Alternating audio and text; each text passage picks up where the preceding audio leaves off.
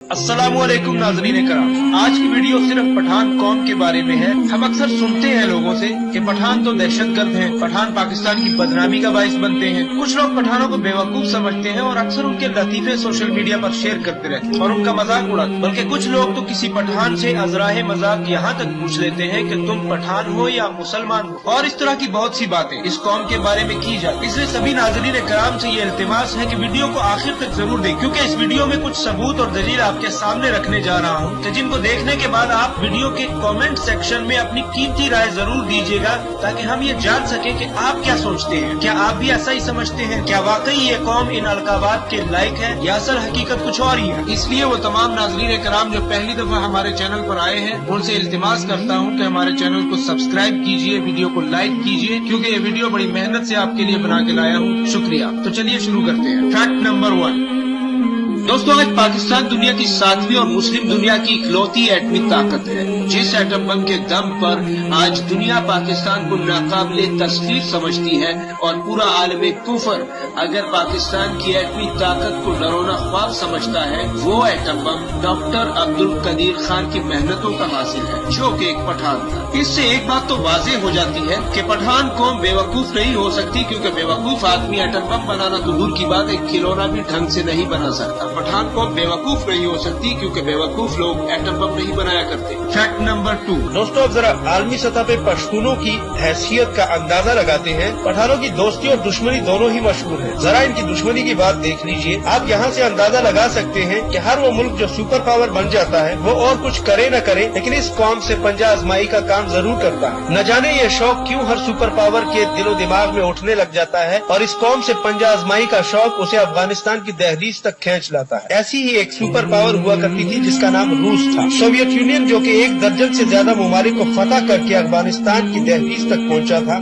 यहाँ तक होता तो ठीक होता, लेकिन गलती ये हुई कि रूस ने अफगानिस्तान में कदम रखने का सोच लिया, और नतीजा ये निकला कि अफगानिस्तान और पाकिस्तान के पठानों ने और कबाइलियों ने मिलकर रूस को तस्बीह के दानों की तरह बखेर दिया, और वो रूस जो कभी सुपर पावर हुआ करता था, उसे माजी की एक भूली बिसरी हुई और एक गुजरी हुई दास्तान बनाकर रख दिया। इसके बाद अमेरिका बहादुर की बारी आई, जो 35 ताकतवर मुल्कों को साथ लेकर, जिन्हें उसने नेटो इत्तेहाद का नाम दिया, अफगानिस्तान का रुख करता है। लेकिन इस जंग की शुरुआत से पहले जब रूस अमेरिका को ये मशवरा देता है कि अफगानिस्तान एक दलदल है और वहाँ तुम फंस जाओगे, तो उस पर अमेरिकी सदर ने कहा कि अफगानिस्तान को फतह करने के लिए अमेरिका को जितनी ताकत चाहिए, उसकी मिसाल ऐसी है कि समंदर में से एक बाल्टी पानी भर लो और समंदर की सेहत पर कोई असर नहीं पड़ता। अमेरिकी सदर का यह जवाब सुनकर रूसी सदर मुस्कुरा दिए और मानीखेज मुस्कुराहट के साथ वहाँ से चले गए। और अमेरिका इस भरम में था कि 35 बेहतरीन मुल्कों की बेहतरीन फौज, बेहतरीन असलहे से लेस फौज को लेकर के जब वो अफगानिस्तान जाएगा, तो शायद चंद दिनों में ही वो अफगानिस्तान को तस्खीर कर लेगा, क्योंकि उस मुल्क में मौजूद आवाम के पास न कोई एयरफोर्स है, न नेवी है, और न ही कोई मिसाइल सिस्टम, और न ही कोई एटमी हथियार। लेकिन नतीजा आपके सामने है। आज वही अमेरिका मुज़ाकरात के नाम पर अफगानिस्तान में मौजूद मुजाहिदीन से जिंदगी की भीख मांग रहा है कि वो बाइज्जत वापसी कर सके और अपनी चौधराहट को बचा सके। Fact number 3।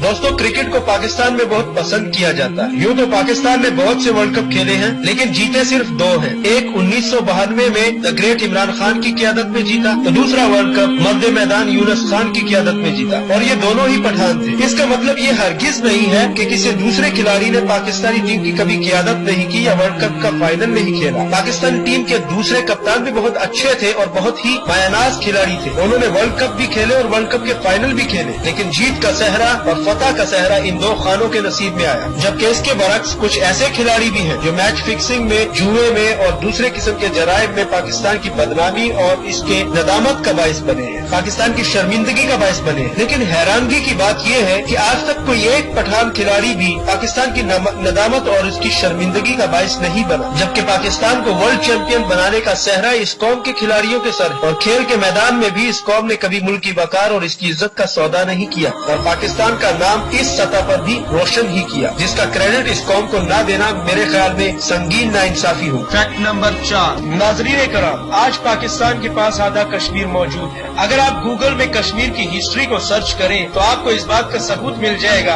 कि 1948 की वो जंग जो भारत ने कश्मीर पर थोपी, उसके जवाब में वो कौन लोग थे जो हिंदुस्तान का मुकाबला करने कश्मीर में दाखिल हुए। ہوا کچھ یوں کہ 1948 میں پاکستان کو آزاد ہوئے ابھی 1 سال بھی نہیں ہوا تھا کہ کشمیریوں کے ارادے بھارت بھانپ گیا تھا اور اس نے کشمیر پر حملہ کر دیا۔ اس وقت پاکستانی فوج کی سربراہی جنرل گریسی کر رہے تھے، جس نے قائد اعظم کا حکم ماننے سے انکار کر دیا اور کشمیر میں بھارت کا سامنا کرنے سے صاف صاف منع کر دیا۔ فوج میں موجود مسلمان پاکستانی فوجی لڑنا چاہتے تھے، وہ کسی حد تک بھی جا سکتے تھے، لیکن وہ جنگ لڑے تو کیسے لڑے؟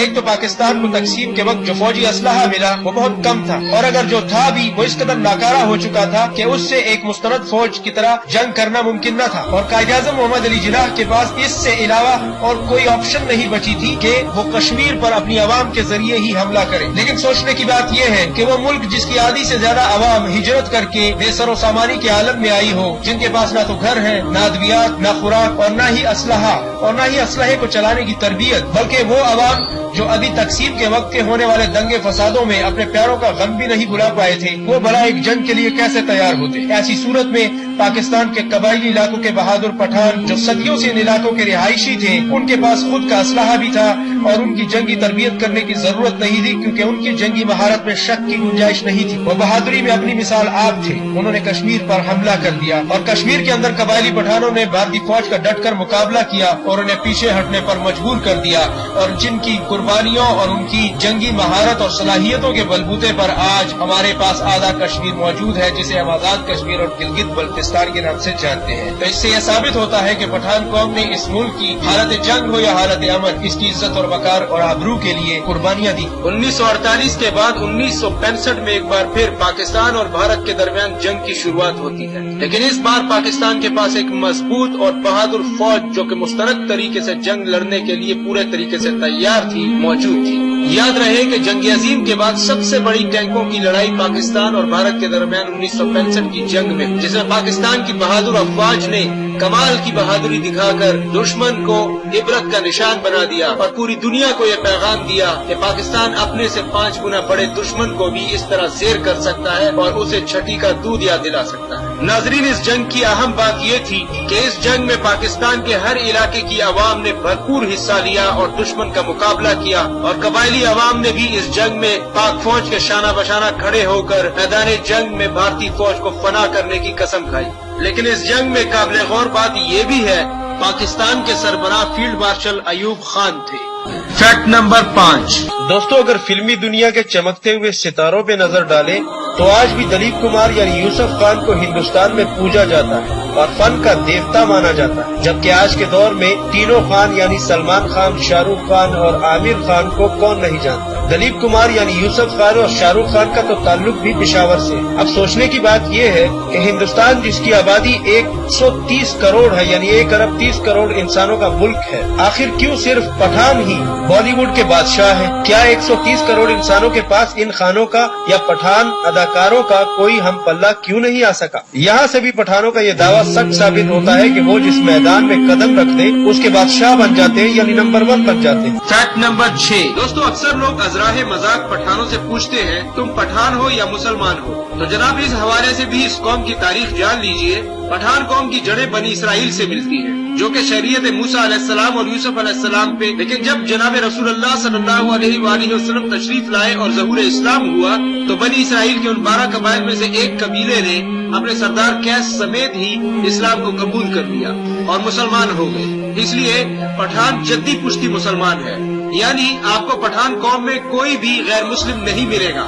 آپ کو پشتو بولنے والا عیسائی، پشتو بولنے والا سکھ یا پشتو بولنے والا ہندو ضرور مل سکتا ہے، لیکن وہ پشتو زبان بولنے والا ہوگا، نہ کہ پشتو قوم سے۔ اس کی مثال ایسی ہی ہے جیسے ایک مسلمان انگلینڈ میں پیدا ہو جائے اور انگلش بولنا شروع کر دے، اس کا مطلب یہ نہیں کہ وہ کرسچن ہے۔ اسی طرح پٹھانوں کی مشہور قومیں جیسے خٹک، افریدی، شینواری، محمد، یوسف زئی وغیرہ آپ کو غیر مسلموں میں کہیں نہیں ملیں گی پوری دنیا میں۔ تو اس لیے پٹھان قوم 8000 سال سے پٹھان ہے اور 1400 برس سے مسلمان ہے، یعنی پٹھان قوم جدی پشتی مسلمان ہے جس میں کوئی غیر مسلم نہیں ہوتا۔ اس لیے پٹھان قوم کو یہ اعزاز حاصل ہے کہ اس نے اسلام کو ڈائریکٹ محمد رسول اللہ صلی اللہ علیہ وآلہ وسلم سے حاصل کیا۔ اس کے علاوہ پٹھان کی کوئی تاریخ نہیں۔